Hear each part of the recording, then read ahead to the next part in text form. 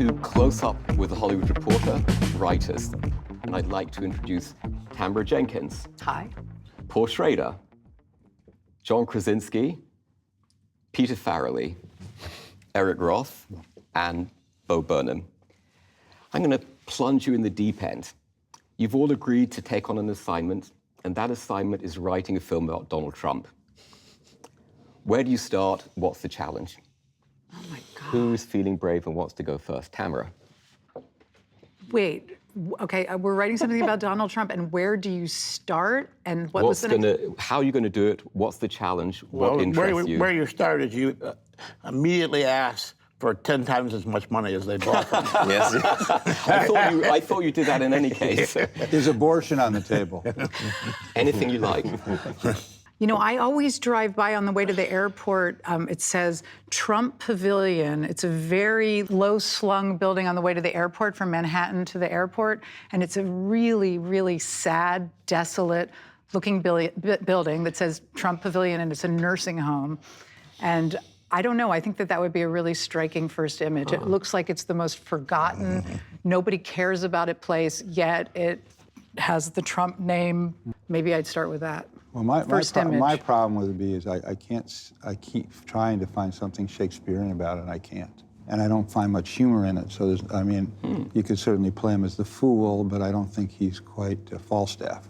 So why is it not Shakespearean? What makes something Shakespearean? I think Shakespearean characters seem to somehow be aware of their fate in some way, and I don't find him aware of mostly anything, except for his own ego, you know. Do you agree with that, Peter? You know, my movie has a lot of parallels. It takes place in 1962 to what's happening now. And I've thought about this. I knew someday somebody was going to ask me something like this. And no matter how I answer this, I'm going to lose half the crowd. And this is a movie that I want everybody to see because it's about both sides. So I don't want to weigh in on this because I think it could actually hurt, you know, what I've been working on for the last 2 or 3 years. Whichever way I went, the other half's going to say... So basically you're saying, I've been thinking about this a long time, but I'm not going to answer it. No, John, I'm sorry. Yeah. My answer is, my saying it right now is not going to help anything, but the movie will. So I'd rather not weigh in. I'd rather have people watch the movie, then kind of figure it out. How would you do it? It's obviously a huge question. I'd be really interested in the circle of people around one person. I always like movies that are about a person that you never see. So maybe it's sort of diving into anyone who's around him, or whether it's staff or political or otherwise. And obviously, like Peter's saying, the political aspect of it is such a hotbed that I'd actually I always try to tell the human story. Certainly that's what A Quiet Place is about. And you know, if you told me that I was going to do a horror movie 3 years ago, I would have said you were crazy. So I just said, why don't I tell a family drama and Trojan horse it as a horror movie? So I always look for the human aspect of it. Well, I could give you an interesting, I was been offered 3 times to do a Hitler movie. Really? Yeah, and each time I balked because I felt like I was going to humanize him. And then I saw a movie called Downfall and realized I was completely wrong. I'd been wrong from the moment I started, you know. He can be human, but also be type of human being that shows all sorts of dimensions, you know, that you may not want to be part of. Paul, you've humanized a lot of villains in your movie, people who might seem like villains. Would you do the same with Trump? And do you ask yourself, morally, am I right to do this? I wouldn't do it. For me, it's a mental health issue. It's like, you know, choosing to live in a polluted space or to drink polluted water. There's just not enough time left in my life to get involved with Trump and his world. How about you, Bo? At the risk of being a one-trick pony, I would be interested, maybe not in a feature, but in a short about him as a child. I have wondered about his relationship with his father, what he was like as a 5-year-old or a 6-year-old.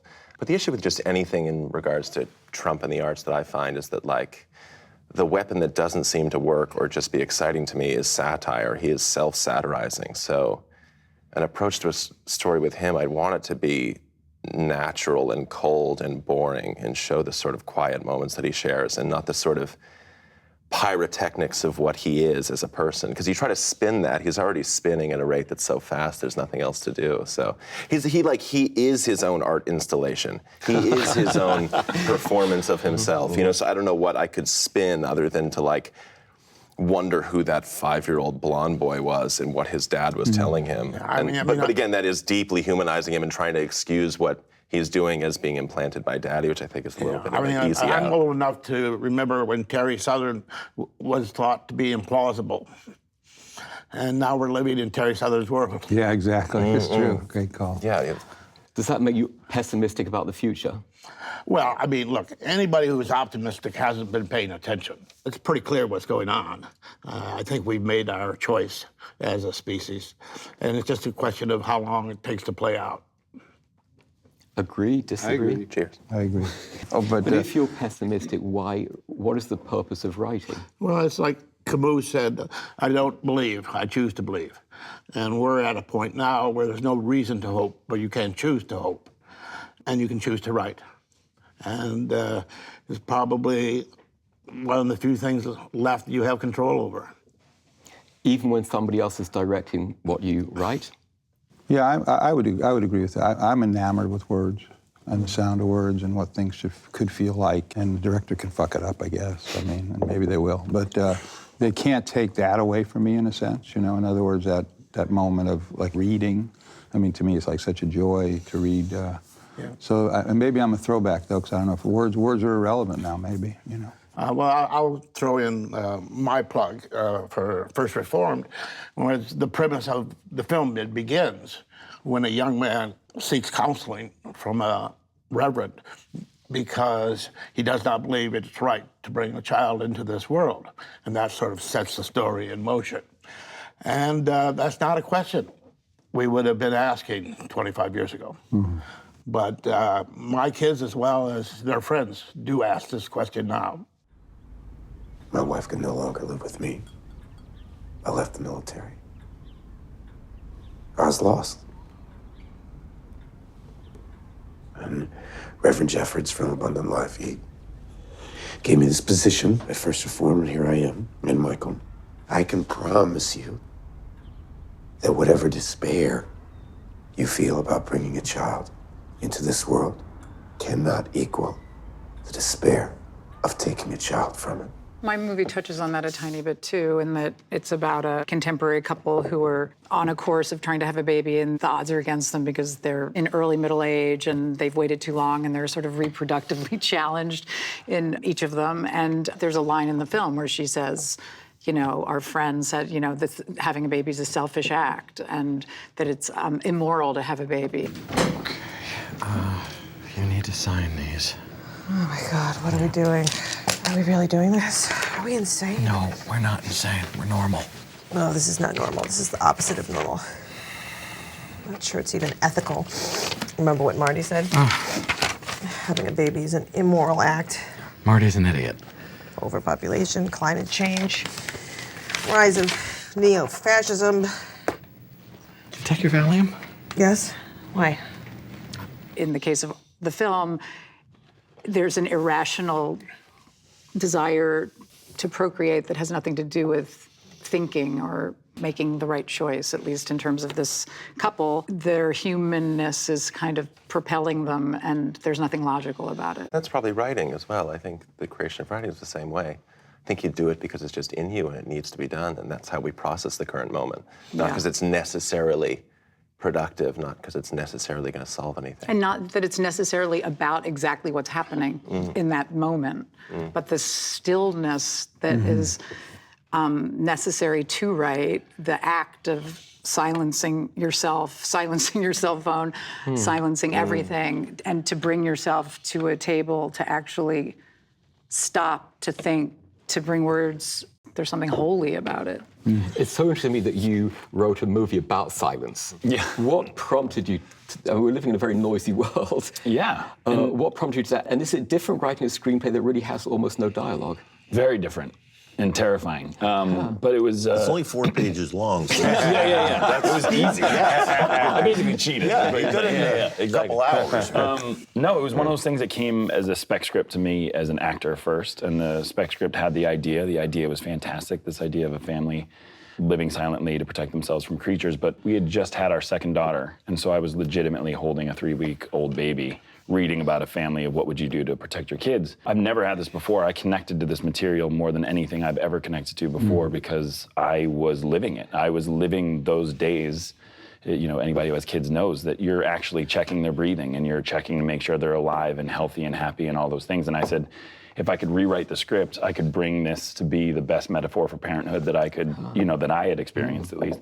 And I went down and I pitched my wife. I said, I think I can rewrite this script and make it about our kids. It's a love letter to our kids. And she's like, the one about creatures killing everybody? I was like, yeah, that's perfect. And she was actually the one who said, then you have to direct it, because I pitched her in about 3 hours and she said, you have to go direct the movie too, which turned out to be a good idea. Thanks to my wife. Were you scared of screwing up your own screenplay? Absolutely, yeah. Because, I mean, to me, it was a high wire act, and I'm sure everybody can agree there's something about the high wire act that's so much more appealing than the easy one. And so I was terrified of Sound being not only a main character, but the main character.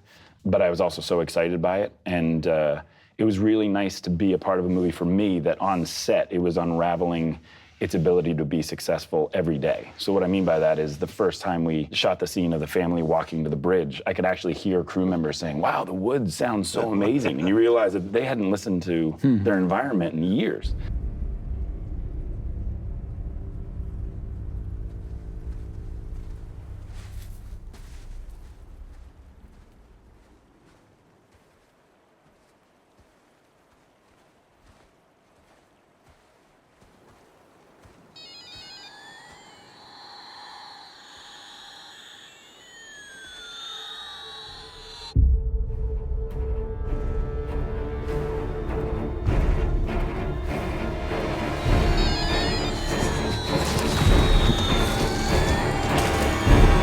So we sort of every day found little hints as to why the movie could be great. Did you go to any writer for advice? And with all of you, is there a writer who's ever given you a great note or a great piece of advice?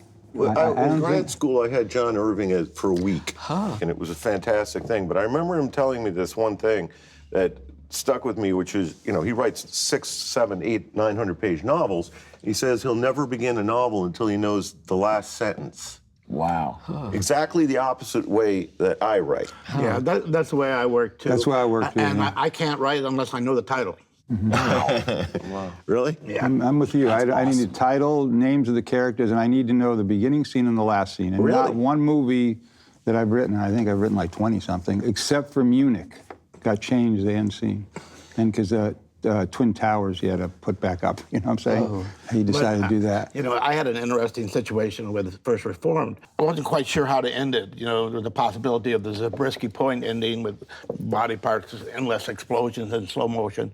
And then I had put in the Diary of a Country Priest ending where the priest falls out of frame. And Kent Jones, an old friend of mine who runs the New York Film Festival, I gave him the script. And he said to me, oh, you went for the country priest ending. I thought you were headed for the Ordette ending. And as soon as he said it, I said, boom, say no more, say no more. I know exactly. And I changed the ending into the Ordette ending. But if you can find somebody who can just say that one thing, that's a lucky moment. I never know my ending, and I feel like I've been doing it wrong, and I know I haven't because it takes me so long. But I have a few secret weapons. My husband's a screenwriter, and Alexander Payne. Alexander Payne and Jim Taylor, who are great screenwriters. Yep. I'm married to one of them, and I feel like, actually, my husband's probably married to Alexander, and I'm the second wife. I don't know, something. But those guys, when you give them your screenplay, and it comes back to you with lines running through it, and a lot of sort of distilling. Was there one big idea one of them I don't know, said? big idea. It's not usually big. It's always very incremental, and I'm not a big idea person. It's always very small ideas and accumulate details that then reveal people and characters. What about you, Bo? I can't speak too much to my overall process of work. I'm very early into my career, or late into my career if this goes poorly. I am. For me, when I write I kind of have to work inside out. It has to work moment to moment before I even start to extrapolate from a scene to figure out that it can work over a feature length. Like, it has to breathe. So I just sort of have to dive in and start writing it. In my movie, 8th Grade, which is about a young woman at the end of 8th grade who's recording YouTube videos, and then the sort of life that's happening around those videos.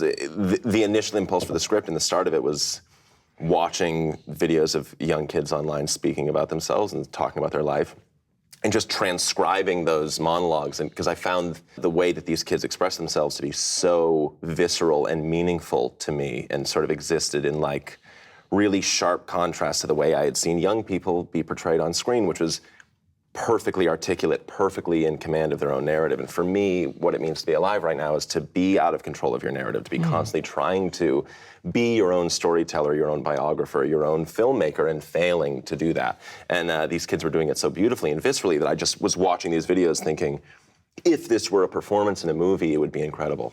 And to see the life that this person was living outside of this video and what they're expressing, however it was similar or different, would be engaging to me. You made me brave. And if you could just see yourself how I see you, which is how you are, how you really are, how you always have been, I swear to God, you wouldn't be scared either.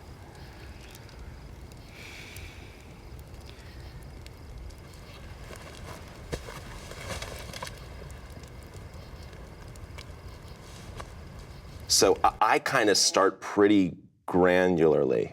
I have to sort of feel like I can feel the moments of the film working before I can then pop out and, take out What led you to index those cards. videos in the first place? I'm from the internet. I sort of got my start on the internet. I go to the internet for a lot of the things. You're a that 3D printed human. I am, yes. Yeah. These joints move barely.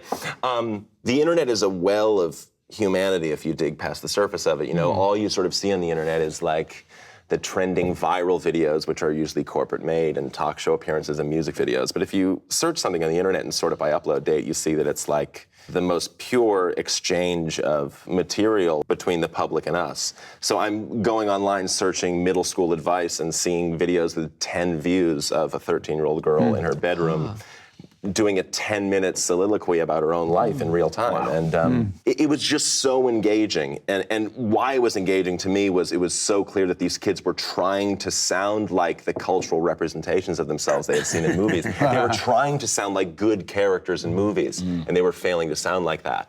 And I wanted to do a story about one of those kids. I wanted to do a story about being alive, where it's almost the main stress of the main character was that the movie of her life wasn't interesting. Because I do think that's what it means to be alive right now, especially young and online. Were you ever tempted to make it a boy instead of a girl? No, I mean, there's a lot of answers to why it was a girl. I mean, one is that I didn't want to make a nostalgic story. I didn't want to make a movie that was about my past experience.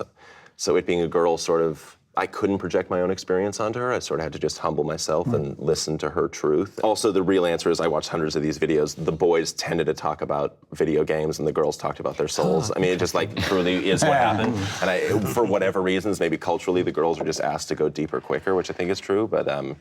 Do you ever feel, especially for the not 20-something writers here, do you ever feel out of touch with the zeitgeist? I feel like I'm 92 years old all the time. It's changing so fast. I thought I was pretty hip. And then I found out that iPhone has 10 versions, and I was like, which one's mine? Yeah, You're on a 4. I used to think we were going through a period of transition, but now I realize we've entered a period of constant transition. I got to say, I think I felt vital writing Star is Born. And that's not that I didn't feel vital writing other movies, in some recent. But it put me into a different mindset, I think. It wasn't my more traditional sort of training of what is the theme of this piece, why am I writing this, and all those questions. It was more sort of thrown into the morass, if you will, and it was a good morass. And I think the movie does reflect the zeitgeist, and I wasn't really, it's not that I was unaware of it, but that it wasn't something that would motivate me. Do you write songs or anything? I don't sing my own songs. Thank you. Why? Well, because almost every single person that I've come in contact with in the music industry has told me that my nose is too big and that I won't make it. Your nose is too big. Yeah. Your nose is beautiful. It's a traditional story that's been remade since the Janet Gaynor version. That's right. How did remaking a classical film revitalize you? Well, I think it was twofold. One was Bradley Cooper, who had a point of view of wanting to do it first person, so that you had an intimacy to it, which remains, even though I'm not sure how much is really improvised. I mean, I think early on I could see that set pieces were not going to be sort of the way of the day, which is more traditional to the way I wrote.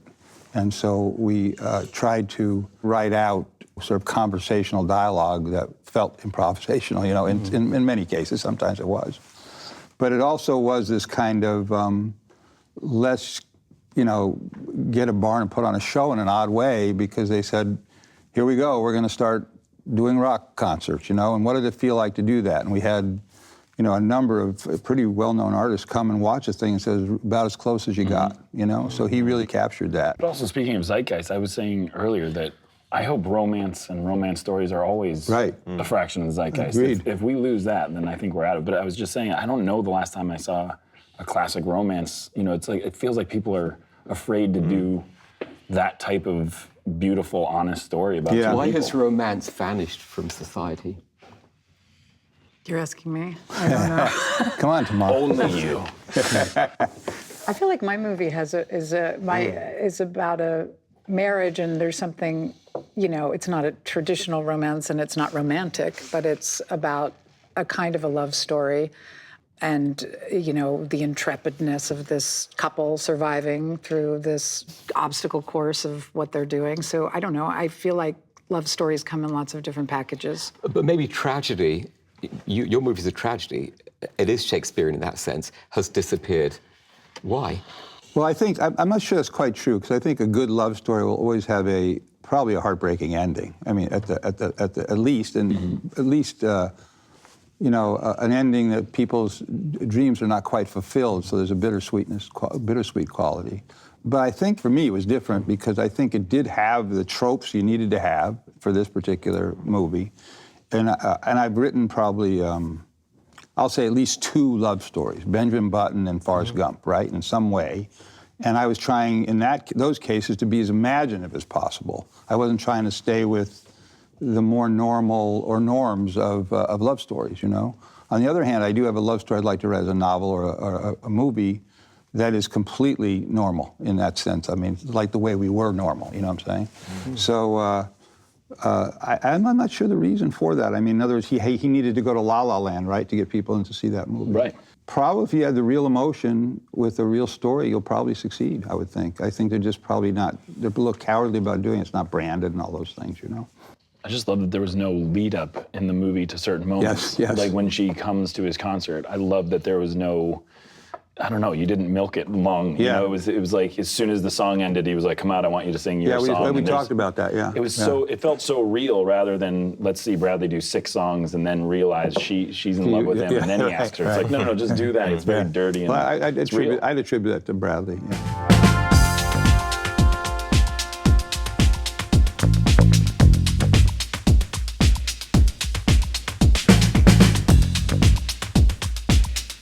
Is there a major film, well-known film, not even so well-known, that you'd like to remake? Foreign film, classic Hollywood film? I get terrified by that. Well, we that's all we do. Good point. Perfect. Exactly right. We're a good duo. I mean, you're picking and choosing. You don't actually originate anything. Nothing. You just go through this huge buffet of cinema and make your own plate. And even though all the elements are out there at this endless Chinese buffet, everybody's plate is different. Yeah, there are certain tropes, like I noticed in this movie that I did and yours, which is, in ours we have, Southern cops, bad guys who are not nice to, black people in 1962 at all.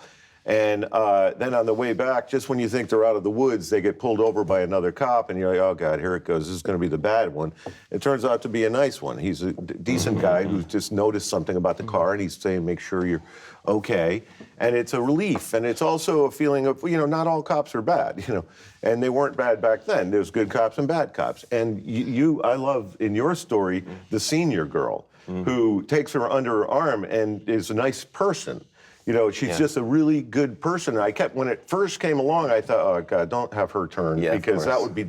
If you did do that, then to me it's not real, because there's not just bad people in high school yes, either. of course. There's some nice people, and I love that. That was very satisfying for me to have that girl come into it. And truly, it's those nicer elements that actually do pull the tragedy down, I think, realistically, because the tragedy of life is that there is actually love to be had. There is goodness to be had in the world. And when it feels just the entire world is conspiring against everyone in every moment, it's like, oh, well, just, lie down and don't get up. But don't you think part of it is from whatever your own sense of yourself is? In other words, and I guess I think I write from a place of loneliness, oddly, and a little bit of depression. So my things would necessarily have sort of, I guess, a tragic element to it. I mean, even if I don't want it to. Right. Is that true? Because you know the line that the natural mode of the comic mind is tragedy and vice versa.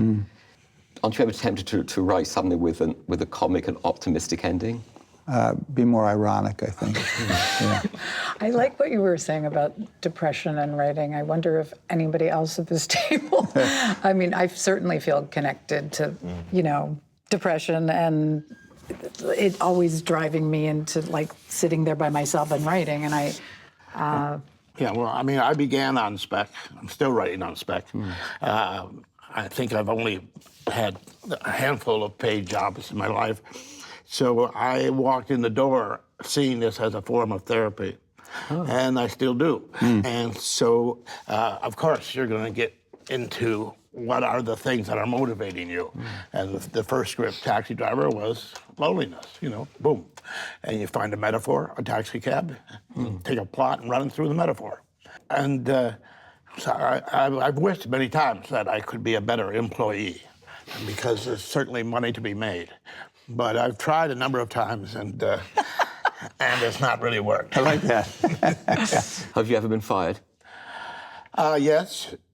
Well, not so much fired as you hand in the first draft, you get no notes, you get paid for your rewrite, and the phone doesn't ring. I guess that's kind of telling you that what they think of your draft. I'll give you an example. I was fired, actually twice, but the one I remembered I knew was coming, because I won't mention the personality, but the personality was very narcissistic, and I knew at one point he was not going to want to see me in that mirror. And sure enough, he didn't. That was the end of that. Director, you mean? Director, director. Why don't you direct? I don't have the math for it. I don't have the math mind or the patience, I guess. I did when I was in college. I won some student shorts and stuff, but beyond that, Is it frustrating working with directors who change your work?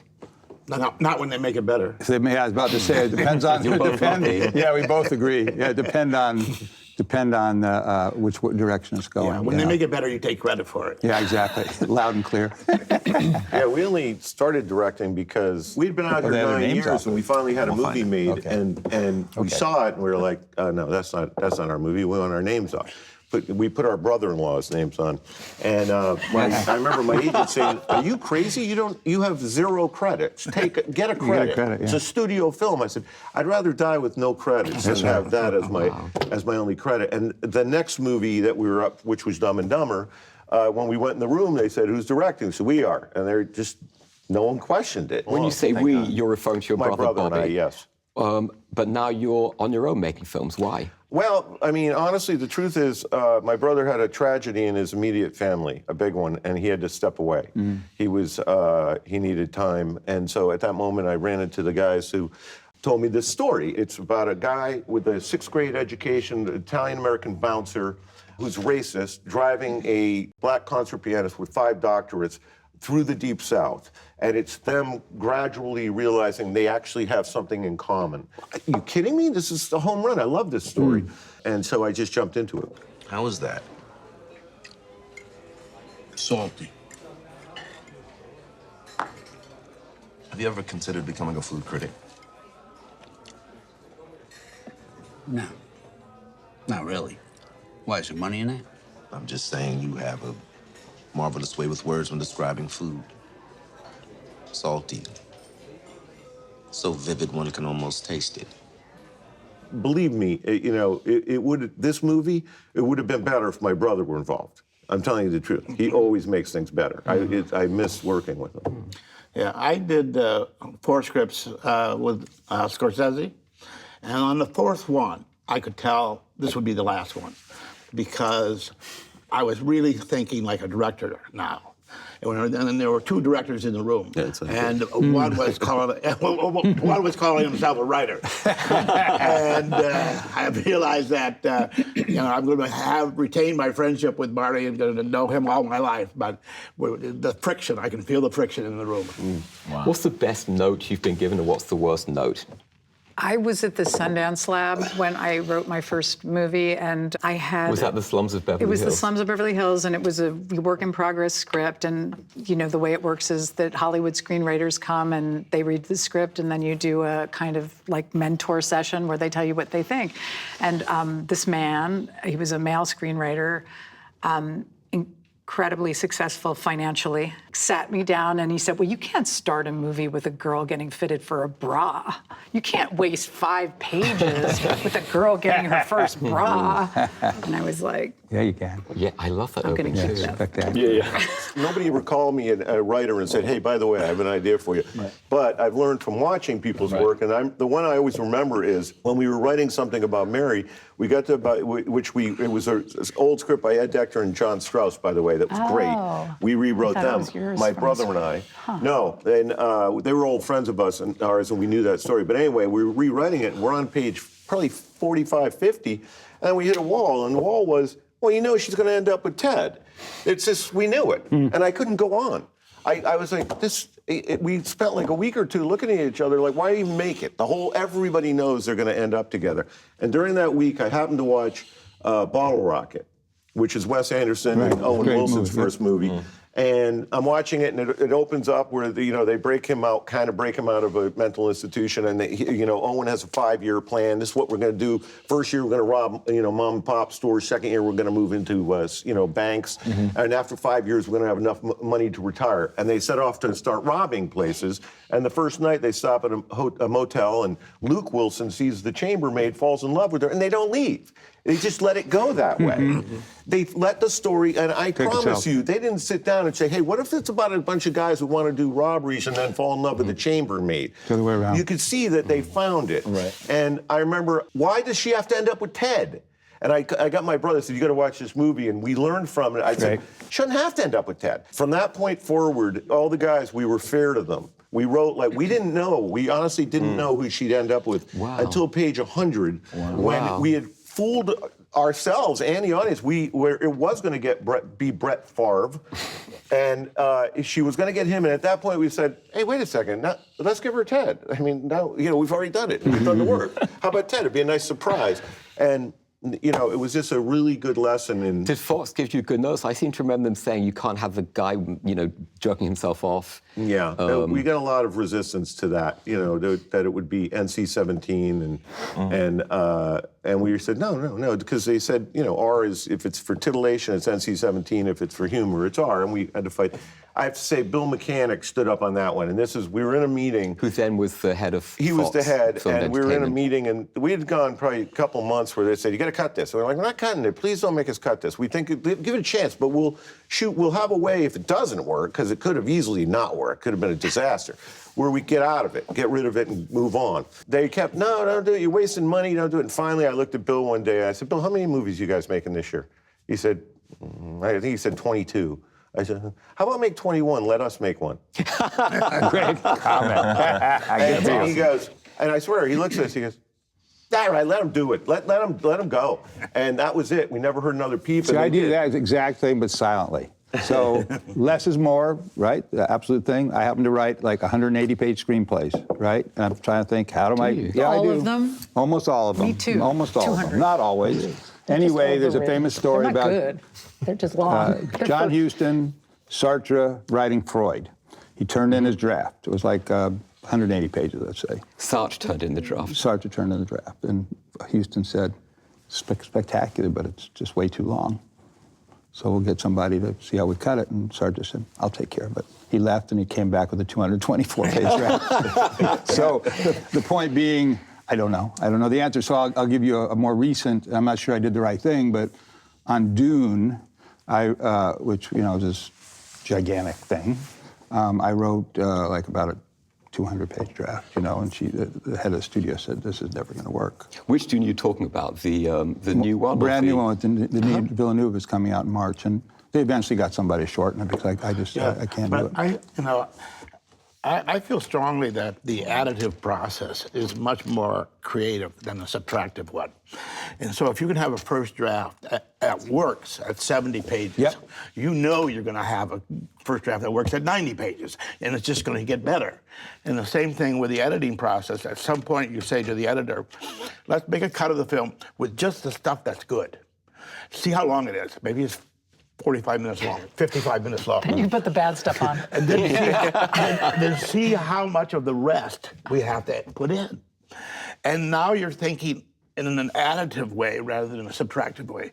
When you're always thinking subtractively, how can I make this shorter? How can I cut this down? It's not good for your creative process. It's Marty, as I told you, when we were talking in the other room, I'm working with now on something, and he encourages me to be as long as possible, We have like 90 tiny little movies in the thing. What are you working on him with? Killers of the Flower Moon. It's little vignettes, I guess, and some are 10 seconds, some are half a minute, or whatever they are, but he encourages you more and more, and then we'll decide what it'll look like when we get in the editing room. When you got that original script, what was your approach to rewriting it? What changed? And the famous William Goldman line, you have to lose your darlings. What did you lose?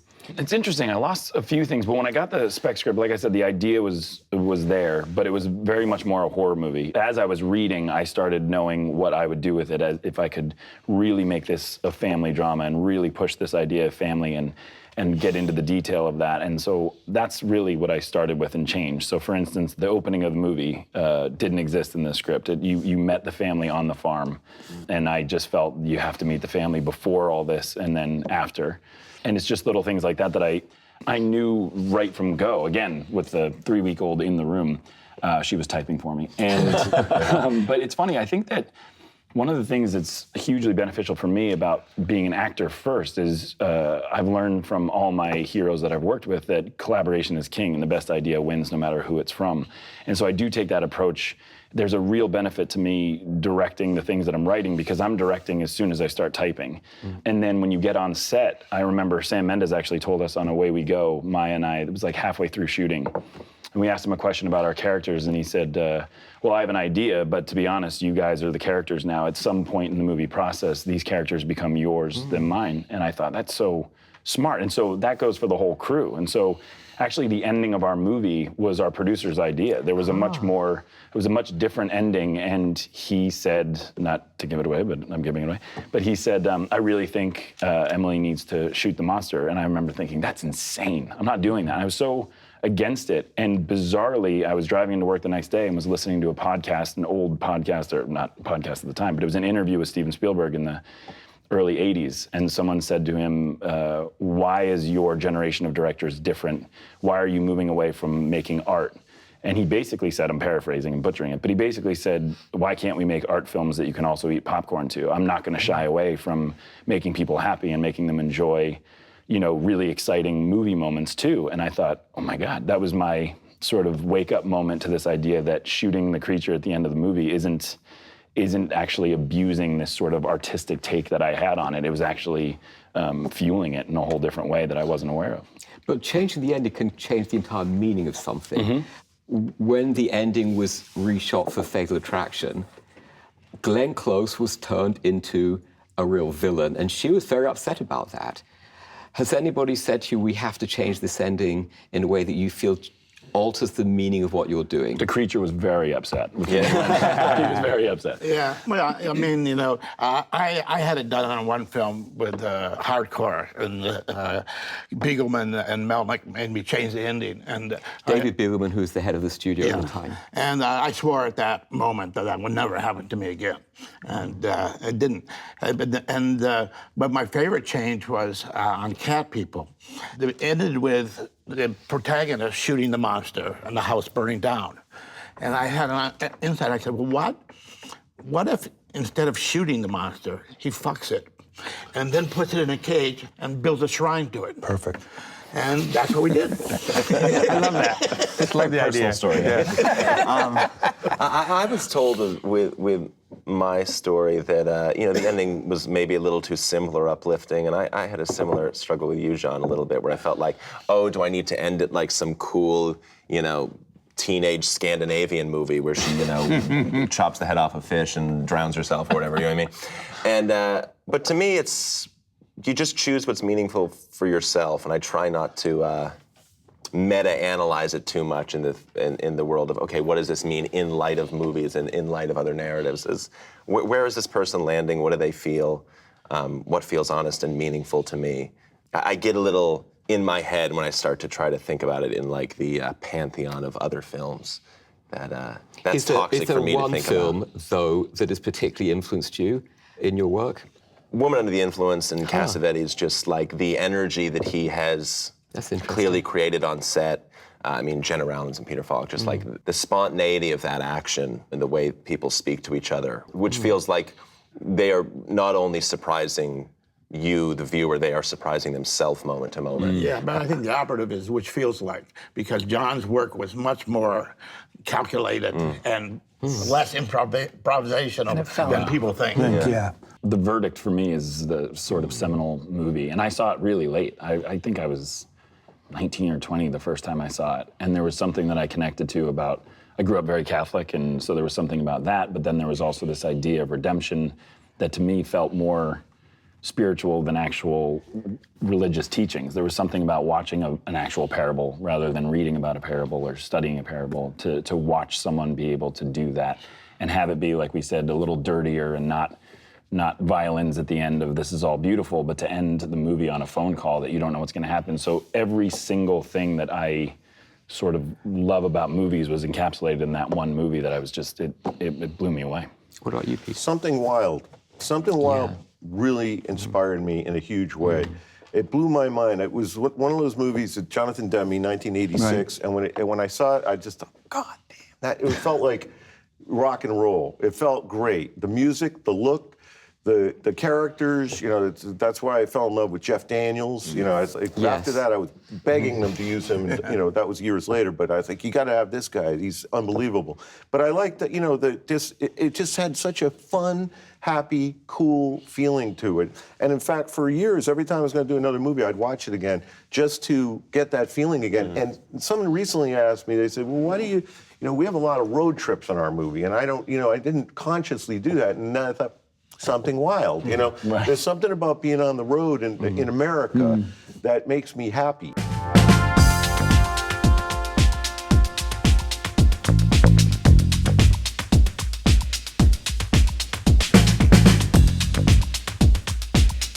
Are there genres that are purely American? Is there a kind of filmmaking that does not belong in America? And Paul, I'm going to talk to you about that. I don't know if you've read Paul's book. He wrote one of the seminal books about film history called Transcendental Style in Film. Yeah. And now, and when we first met 20 years ago, I asked you about that influence on Taxi Driver. And here you are now making First Reformed, which is clearly influenced by Ozu, Bresson, Carl Theodore Dreyer. In March of 1969, I was a film critic for the LA Free Press.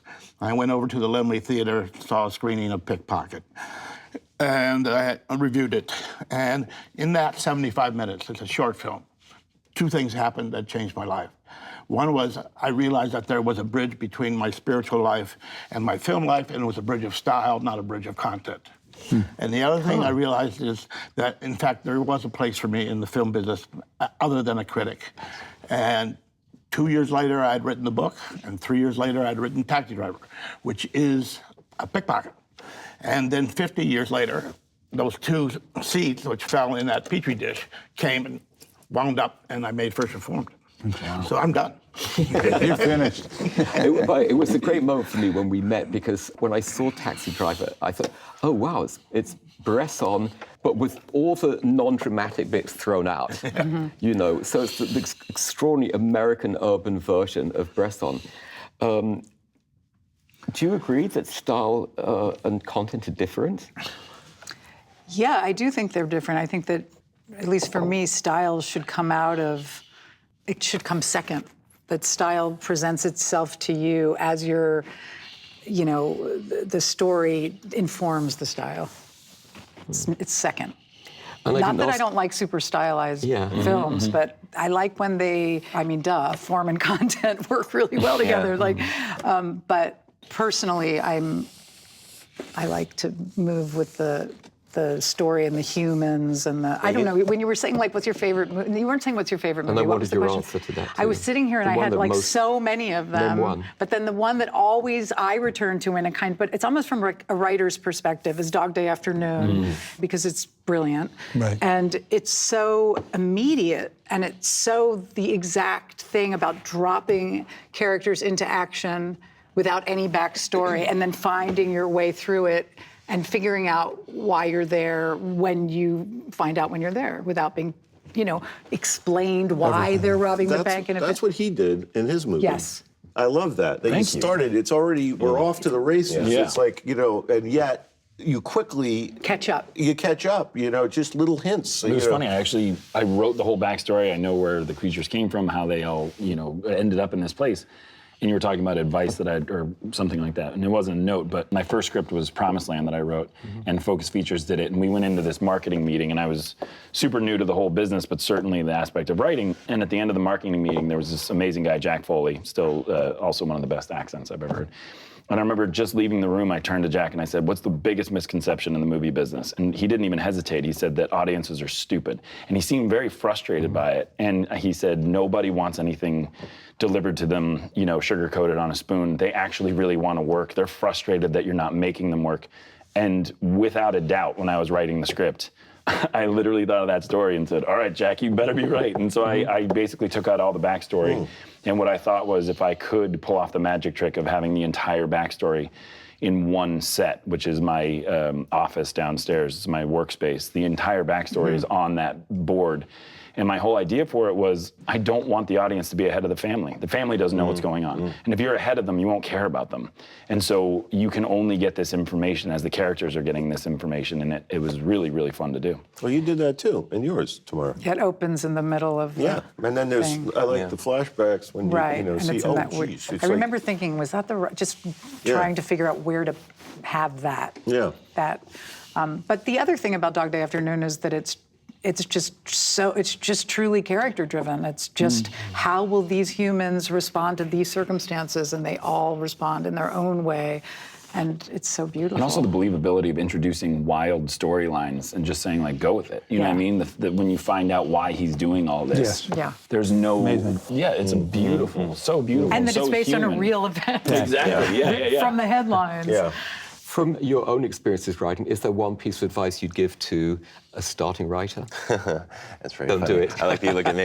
No. I don't know. I mean, I don't really like to speak, and maybe I will someday. I don't really like to speak in the second person very much. I know what works for me. I mean, there's a specific struggle. You prefer the first person? Yeah, truly. I feel like there is a definite specific struggle of being young and creative now that I think is bleeding to all of us, but certainly for young creative people, there's, because of the mediums, because of social media, because of the internet, this sort of creative process has kind of collapsed in on itself. And, part of writing something long form is about retreating and disappearing and not engaging with people to engage in your own creative process. But I don't really understand what you mean by collapsing. Well, the line between writing something, testing it out, seeing how it's going to be received, revising it, is collapsed into a single moment. When someone has an idea for a film or a book or anything, maybe they'll tweet out a little bit of it and see what the reception is. There's a constant sort of temperature taking in every moment. There's also a want to really capture whatever is happening in the current moment when our culture is aging like milk. And so, the moment that you capture now is completely, gone by your next dentist visit or whatever. And so, that's... Someone's writing this down, right? So Those are pearls right there. But part of it is... and it's what I really loved about your film, and First Reform, it's feeling like there's a little bit of... to feel like the zeitgeist for me is actually... of the moment is letting go of the current moment, letting go of trying to desperately clamor for what's so obvious. Well, I can tell you my writing more recently is I think I'm braver that I'll go into really some strange directions. The other day I was really realizing I was... I'm younger than that now. That's a line from the Dylan song. Oh, right, of course. I was much older. Yeah, I was older than that. Yeah, then I'm What younger would than you that. give as advice to a younger writer? Oh, I don't know. I mean, I don't have the arrogance to really know anything that Even way. a I mean, the practical only tip. thing I always tell people, I guess, when you're doing these screenwriting things is if you get in trouble, change the weather. And as a younger writer, the lessons that I have gotten from writers older than me was from their work. You know, I think the work provides the lessons much more than the commentary by the artist on the work. I actually don't like to even hear authors speak because I don't like to know what they sound like. The Q&As like when I are heard Don so DeLillo speak, I was like, like oh my the Lord. Oscar Q&As. I'm not saying this is, but they're so obnoxious. People talking about themselves. You want to vomit, you know. And I always find the writer most interesting to be. I'm glad that's it. What about you, Tamara? I like to read really nerdy things about writers, like where they write, what their room looks like, like just their sort of dorky daily thing, what time. I guess I'm always trying to steal, you know, ideas that other people have about, like Twyla Tharp. I read a book about her and her creativity process, and she does this thing where she writes ideas down on index cards and just throws them in a box. And it became this thing that when I was writing the screenplay, because I feel like sometimes I'm writing something and then I get an idea for something else because I'm actually doing the writing and I don't know where to put it. And I used to put it in the margins of things, but then I would never know where they were. So I took this technique of just writing things on and sticking it in the box. And eventually I dig through it and I was like, oh yeah, that was a funny idea, or a piece of dialogue, or a detail, or it's a kind of ADHD approach, which works for me, but. What I tell young writers is don't confuse screenwriting with writing. Screenwriting is part of the oral tradition. It's not part of the literary tradition. Agreed. You have to tell your story. You know, it's not about the words, it's about the telling. And of course, young writers are so afraid to tell their story because they're afraid that it isn't going to work. Well, that's the point of telling it. Yeah, right. Yeah, it's a really bastardized form. I mean, screenwriting. You're not a novelist. You get to use dots and dashes and ellipses, and you don't have to even finish the. Is there one novel for all of you that is really, or other piece of writing, world that's about to blow up? You say, let's put this in the pod. Let's save this piece of writing. Lolita. Yeah, that's a good one. And you did a beautiful job with it. Brief Interviews, actually, the story in Brief Interviews by David Foster Wallace, Forever Overhead, was actually what inspired my movie. It's a 23 or 17-page story about a 13-year-old boy just jumping off a diving board. You know, it's like 30 minutes or 1 minute of action, basically told over 17 pages. And I read it and thought, I think mine are more about images. I'm not trying to be pretentious, but I mean, like Amarcord, the cow on the beach, some of the dream sequences and things that don't mean anything, but they seem to still inhabit our lives. The imagery, I think maybe that's what transcends for me. For me, I think it's the shifts that I remember most. Weirdly, I love words and I love the phrases and how people tell stories, but I remember how I felt. So in 6th grade, I remember the visual of our teacher dropping To Kill a Mockingbird on our desk. And I remember thinking, this is thick. Like, I think I was just reading like Clifford the Big Red Dog, and now it's To Kill a Mockingbird. And I actually specifically remember having probably I'd had some before, but a seminal conversation with my dad about To Kill a Mockingbird. And he revealed that it was his favorite book. And there was something about his admiration of the teacher, his interest in the fact that I was connecting to this story as a 6th grader, and I really wanted to talk about it. And I remember that opened a whole door of, truly it changed my life. I mean, my dad was always so open and amazing, but my dad was the type of person who would ask you your opinion about everything and make sure that you always had your own opinion. And that book really started that, and it was huge for me. Tamara. I always never know if it's Franny and Zoe or Franny and Zooey, but I always, anytime I see it in a bookstore, even though I've read it a billion times, I flip it open and I just get this kind of, and I think I also like this sort of, I like the shimmer between the sadness and the comedy of it, and I like that tone and the humanity of it, and the sagging bookshelves and the mother smoking outside the shower curtain, and I like her, at the restaurant and sleeping on the couch and reading Pilgrim's Progress, and I just find it comforting. I like the bravest books, like for me, are the ones that are the honest, like Portnoy complaint books. Like, I always tell people, I was writing with a guy once, this will piss you off, but I'm writing with this guy, and we had this scene, this guy said, I don't know, man, my grandmother's gonna see this movie. And I was like, are you fucking kidding me? You give a shit what your grandmother thinks? There would never be a Portnoy's complaint if you had to think what your grandmother would think. It really pissed me off, but anyway. I like There's Something About Mary. Yes. No, I like the ones which his grandmother loved. You've got the ones where someone had to, like, when Roth, put that in, and he didn't give a shit. Yeah. Those kind of books, like, End of the Road, John Barth, is the same thing. He's just, like, so nasty in it. And Lolita. Lolita's never made, if you care about that stuff. So the brave ones really get me. By the way, I just read a really good book, and it's kind of a non sequitur. There. Have you heard this by Tommy Orange? Yes, a Native American. Yes, it's excellent. I just have to say that this guy, first novel, it's impressive, really impressive. Peter just alluded to the elephant in the room, which is political correctness. Our job is... There's a few elephants, to be fair. Yeah. No, truly, there are, and that's not the only one. And our jobs are not representational made elephant in the room right now, by too. people who say, you can't do that, you shouldn't do that, and trigger alerts and all of that, and it's not very good for the creative process. Here, and there is damage to real people.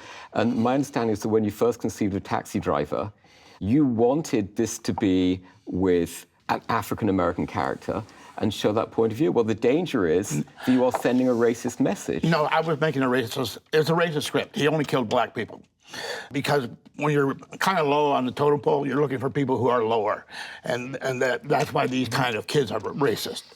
And then Melnick over at Columbia. Dan Melnick, who's the head of Columbia. He just said, there will be riots. There will be violence in the theater if we do this. And we knew he was right. And so we took the main pimp character and made him white, made him Harvey Keitel. And that was a case where in a novel, that would not have been irresponsible. But in a crowded theater, it was irresponsible. And so it's, there's no hard and fast rules. Right, so there is a line between, political incorrectness and actually being morally responsible. Yeah, I mean, I have sympathy for the conversations that are happening right now. Obviously, there's this sort of core issue at the center of the country right now, and I think oftentimes people point to the symptoms when we all sort of know where the tumor of this thing is, that all these things are, maybe these overcorrections are emanating from. But there's obviously there's a lot of elephants in the room right now, as there should be. Maybe there were elephants there the entire time.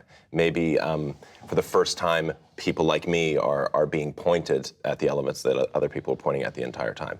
Representational, we are talking about hopefully encroaching diverse group of storytellers that are not necessarily represented by the people around this table fully. And that has to be acknowledged. And I think what I understand is that I felt like when the sort of election happened, it felt like the sort of tail was really wagging the dog, and it felt like this was a cultural failure of our country. And so I understand the impulse, even if it's an overcorrection, for people to go, okay, let's tear apart every part of our culture and see where this all started.